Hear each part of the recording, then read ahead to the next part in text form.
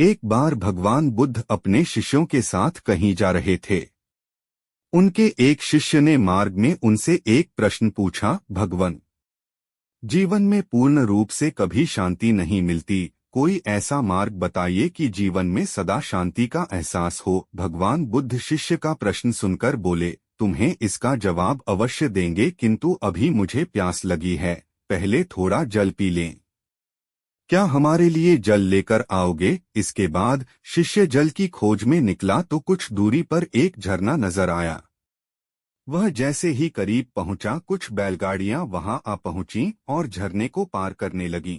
उनके गुजरने के बाद शिष्य ने पाया कि झील का पानी बहुत ही गंदा हो गया है, इसलिए उसने कहीं और से जल लेने का निश्चय किया।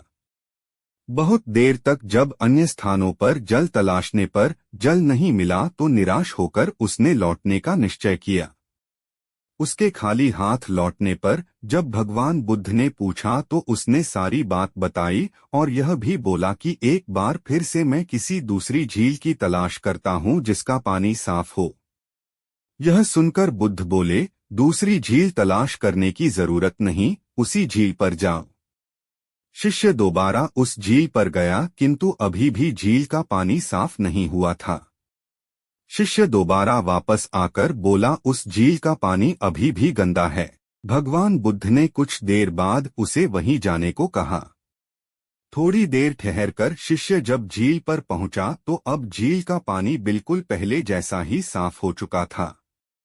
इस बार शिष्य जल ले आया, जिसे बुद्ध पीकर बोले कि जो क्रियाकलाप अभी तुमने किया, तुम्हारा जवाब इसी में छुपा हुआ है।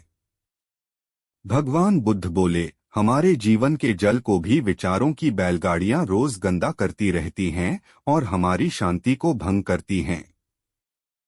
यदि हम बुरे विचारों को रोकने में सफल हो गए तो जीवन में सदा शांति का एहसास पा लेंगे।